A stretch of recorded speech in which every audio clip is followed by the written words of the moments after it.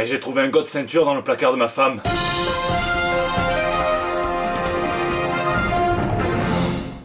À ne jamais montrer Deadpool à sa copine, ça lui file des idées. On a fêté là les 2 ans de la sortie du film et je comprenais pas, elle m'avait dit ouais tu vas voir, ma fête ça va être ta fête. Je lui ai dit ouais bah sympa, pour une fois qu'on célèbre un petit peu les hommes, c'est cool, si j'avais su. Et le pire hein, c'est que ma maîtresse elle m'a dit exactement la même chose. Bon du coup peut-être que le prochain JT hein, se fera debout, je ne sais pas en tout cas, ce qui est sûr hein, c'est que celui-ci est chargé, donc tout de suite eh bien ce sont les news de la semaine. Un petit conseil, et c'est la news insolite hein, de la semaine, hein, puisque Neil Adams, donc scénariste, dessinateur, éditeur de légende dans le monde du comic book, a adressé une lettre ouverte à tous les promoteurs de conventions hein, de comics aux États-Unis, et il leur file un conseil tout simple, hein, celui de distribuer gratuitement des sacs à l'entrée des Comic-Con. Pourquoi? Bien je cite, hein, parce que si on donne aux clients et aux visiteurs, pour qui c'est souvent la première fois en convention des sacs, ils penseront naturellement, entre guillemets, oh génial, si j'achète quelque chose, je peux le mettre à l'intérieur. Je vous jure, il a dit ça. Et il continue, si on ne place pas un sac entre leurs mains, ils pensent qu'ils font juste la visite du zoo pour voir les animaux, si vous voyez ce que je veux dire. Alors je sais pas si je vois ce qu'il veut dire ou pas, hein, mais c'est marrant qu'il parle d'animaux, puisque en lisant ça, j'ai quand même l'impression qu'il nous prend pour des pitons. Et les pitons, ça n'a rien à voir avec le serpent, hein, non, le python c'est un mix entre le pigeon et le mouton. Fight! Et cette semaine encore, hein, les Big Two, hein, DC et Marvel, les poids lourds, se sont affrontés sur le terrain de la news. Alors c'était pas vraiment un combat, hein, eux ils l'entendaient pas comme ça, mais moi j'ai envie de vous le présenter comme ça et j'ai envie que vous me disiez aussi à la fin dans les commentaires qui vous jugez qui a gagné ce combat. Et c'est parti, hein, Marvel essaie de prendre l'ascendant en annonçant que son équipe de New Exile allait voyager pas mal à travers les dimensions et rencontrer une version Peggy Carter de Captain America, un DC esquive du buste hein, avec une rumeur bien placée, celle de la création d'un Black Label, hein, un label adulte hein, avec une droite puissante puisqu'on parle du TPB de Batman One Night de Sean Murphy hein, pour le lancement, et une gauche tout aussi redoutable avec une Wonder Woman par Kelly Sue de Koenig, et Marvel remise hein, avec un coup magistral mais prévu d'avance, anticipé par l'adversaire puisqu'elle confirme que Ta-Nehisi Coates écrira bien Captain America avec Leinil Francis Yu, un DC en caisse, hein, ce sera pour le 4 juillet prochain avec un avant-goût au FCBD, un DC reste en garde et Coates déclare qu'il s'agit de répondre à la question pourquoi faudrait-il croire au rêve américain, hein, il dit ce qui va être intéressant c'est non pas de placer mes mots dans la tête de Cap, mais de tenter de placer les mots de Cap dans la mienne, c'est historique. Et DC hein, essaye d'alterner les zones de frappe hein, en annonçant qu'on reverrait Jay Garrick dans Flash War, hein, donc à partir du printemps prochain. Marvel esquive habilement, flotte comme un papillon et pique littéralement comme l'abeille, puisque ils annoncent une nouvelle mini-série en 6 chapitres sur Ant-Man et la Guêpe par Mark Waid et Javier Garrón. On peut voir hein, que DC remonte la garde, semble avoir trouvé un second souffle avec un petit coup de crâne chauve. Attention, c'est un geste illégal, mais c'est bien 2 nouveaux titres originaux de Bendis qui sont annoncés, Pearl et Cover, hein, donc appartenant tous deux au Jinx World. Le premier hein, sur une tatoueuse assassine qui va rencontrer un rival est tombé littéralement amoureuse, hein, et Marvel là perd un petit peu du terrain. Et le deuxième comic c'est un hommage aux créateurs de comic books qui raconte comment certains vont être embauchés pour faire de l'espionnage et même du contre-espionnage. Alors là Marvel est cueilli de plein fouet mais tente de revenir avec le reboot de Spider-Man hein, après Slott par Nick Spencer et Ryan Otley, pourvu qu'on n'apprenne pas que Jameson soit en fait Adolf Hitler, et bien qu'on se sentirait tous un petit peu cons parce qu'on aurait pu le deviner rien qu'à la moustache. Oh là là, hein, DC ne branche pas un solide sur sa garde alors que Marvel annonce également un relaunch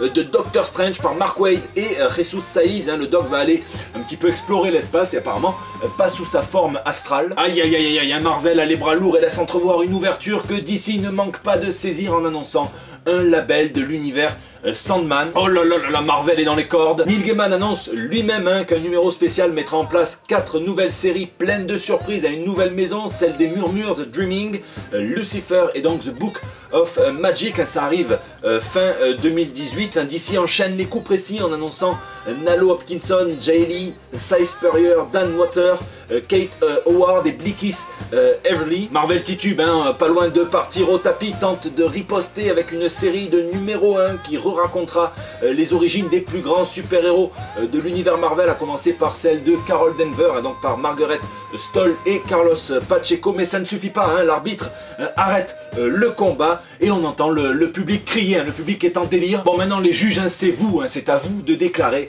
qui est le grand vainqueur ou quels sont les meilleurs coups que se sont livrés Marvel et DC dans ce combat, hein, si on peut appeler ça des coups. Je vous laisse faire tout ça dans les commentaires. Stan Lee inquiète. Vous le savez, Stan Lee est dans une mauvaise passe depuis quelques mois. Ça commence avec la perte de sa femme, ça se poursuit par diverses escroqueries, on parle de plusieurs millions de dollars quand même. Ça continue avec des allégations d'agression sexuelle sur ses infirmières. Ça se poursuit sans transition avec un séjour à l'hôpital et là, il annule plein de conventions disant qu'il est souffrant d'une pneumonie. Et on sent monter une certaine inquiétude parmi la communauté des créateurs de comics, notamment au sujet de l'éviction de Max Anderson, donc qui était son bras droit, son adjoint et son homme un petit peu à tout faire. Il serait désormais interdit d'approcher le roi du caméo et on parle de tension entre lui et la fille biologique de Stan Lee. Bon, alors c'est une affaire très compliquée, hein, puisque selon la Yellow Press, et donc les tabloïds, hein, qui ont autant d'éthique que ce que Batman et Spider-Man ont eu de parents dans leur enfance, eh bien ce Max Anderson a un sérieux passé criminel, puisqu'il a fait même de la prison, hein, donc il a tabassé sa femme, il a tabassé son fils. Seulement, si on en croit J. Scott Campbell, Peter David et Neil Adams, eh bien il serait bien meilleur fils que père, puisqu'il prendrait soin du Stan Lee vieillissant, comme si c'était une mère pour lui. Il l'accompagnait partout et en même temps il développait la marque, hein, donc en gagnant pas mal de thunes pour Stan Lee et pour lui aussi. Et on voit apparaître plusieurs notes, plusieurs articles de blog. Peter David dit qu'il ne mérite pas ça, que c'est un type bien.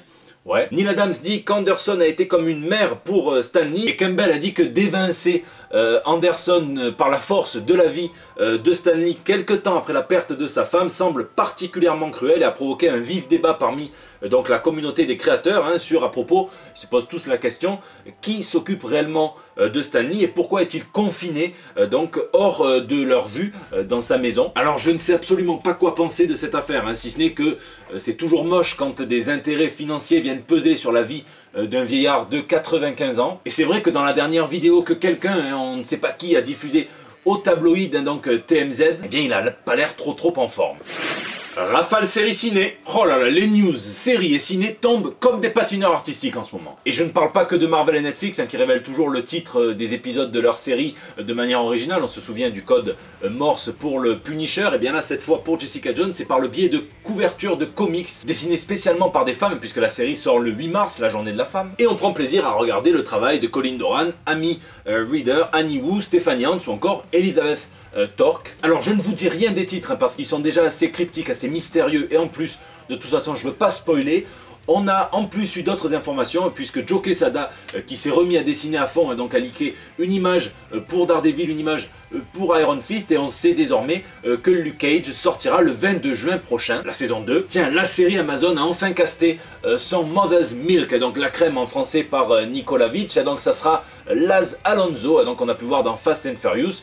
Il est ultra ressemblant et moi il me tarde juste de voir sa mère, hein, si vous voyez ce que je veux dire. La Fox ne compte pas s'arrêter comme ça avec les X-Men, hein. Elle annonce qu'il sortira 3 films de X-Men en 2019, 3 films en 2020, elle annonce que le spin-off de Deadpool, donc X-Force, eh bien, commencera son tournage en octobre prochain. Et il ne compte pas non plus s'arrêter avec la licence des 4 Fantastiques, hein. Ne criez pas trop fort dans les commentaires, hein, puisque ils annoncent, et c'est pour moi la nouvelle qui remporte l'Oscar de la demi-molle enchantée de la semaine, eh bien que Brian K. Vaughan travaillerait sur un script pour un film sur le Silver Surfer. Rien que de dire ça, ça revient. Et enfin, donc de nouvelles révélations sur la saison 2 du Punisher sur Netflix. Et on avait déjà spéculé qu'on aurait l'adaptation des Négriers, donc l'arc de Garth Ennis du Punisher Max. Et on apprend que Georgia Wigham incarnerait Amy Bendix, une escroc débrouillarde et intelligente. Et Amy Bendix, c'est dans le crossover Suicide Run de 1994, et par Grant, par Dixon, par Larry Hama, qu'on la voit en premier. Hein. Mais la petite différence, c'est que ce n'est pas du tout un personnage intelligent, elle est même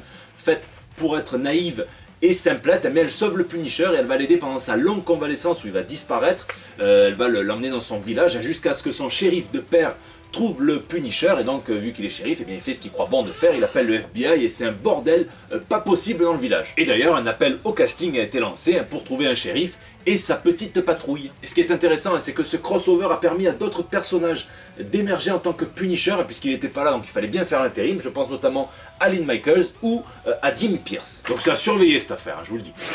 Voilà, c'est la fin de ce JT Comics, j'espère qu'il vous a plu. Ils sont chargés en ce moment les JT, comme une batterie Samsung qui te transforme en cosplay de double face très réaliste. Vous le savez, on peut papoter de tout, de rien sur les réseaux sociaux, sur Facebook, sur Twitter, sur Instagram et dans les commentaires YouTube. Vous pouvez aussi me laisser vos petits messages pour le bandeau, je me régale chaque mardi à vous lire. Lisez, lisez et lisez. Un jeudi, pensez à faire une pause dans votre saison de Jessica Jones pour faire la vaisselle une fois par an, ça va pas nous tuer. Et je vous donne rendez-vous dès la semaine prochaine pour des nouvelles toutes fraîches. Et le jeu de plateau Batman de Monolith, pour l'instant ils ont réuni 2 635 000 $ et il reste encore plus de 20 jours. Alors c'est... Ah, j'ai un message de ma femme. Coucou chérie, ce jeudi va rester dans les annales. Ok Google, réserve un vol pour le Panama. Ça me perturbe.